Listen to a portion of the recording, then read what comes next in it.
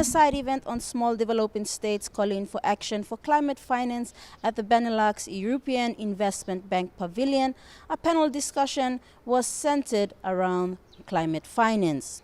Representing the Pacific region and Papua New Guinea, Debra Sungi, the acting general manager of the MRV and NC division of the Climate Change and Development Authority of Papua New Guinea, stated there are funds for the Pacific to leverage when COP28 is over.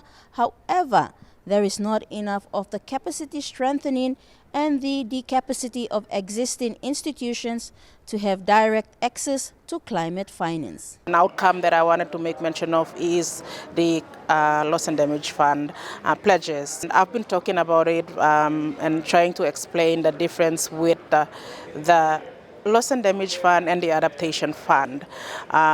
Why we see this as a very big achievement for us, not only in Papua New Guinea but also from the region, is because with the Loss and Damage Fund, the focus is more or less on programs.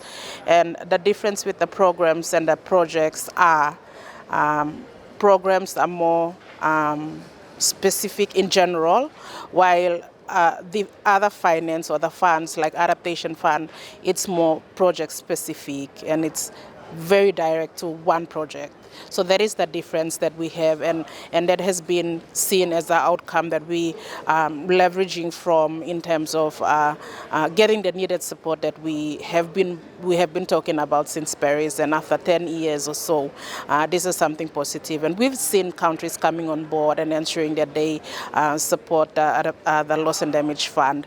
The other area that I would like to make mention of in terms of climate finance for Papua New Guinea is we have seen, since our Prime Minister was on the ground, the support that the government of France is providing through the country package, climate change country package that we have seen the two heads of states are coming together and signing off the 100 million euro support that will be given to Papua New Guinea. Apart from the bilateral partners that we have and existing bilateral partners that we can acknowledge as well through this support through climate financing that are very evident are being there.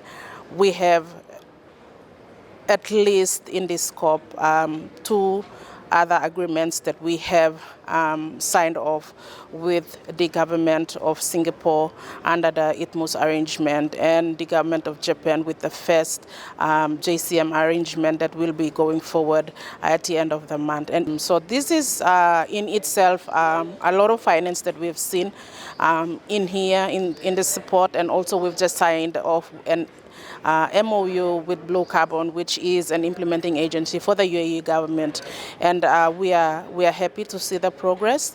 There's a lot of finance support here that we are getting.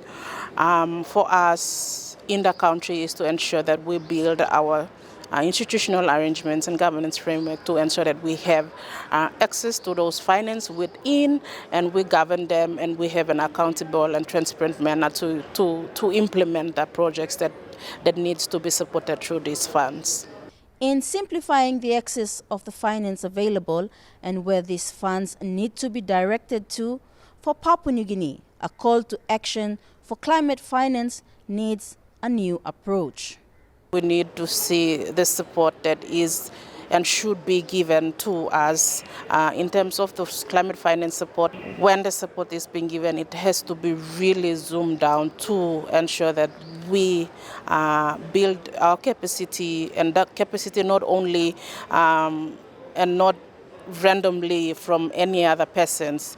We wanted to build the capacity of those institutions that can and have the enabling framework for direct access, and not only building their human capacity, but also that institutions and governance is something that in Papua New Guinea we still need a lot of work to be done in that area. We are small and vulnerable, Papua New Guinea included, but we are the front line of the impacts of climate change, and our voices need to be heard. Siniva Kasimani reporting for Pacifica TV.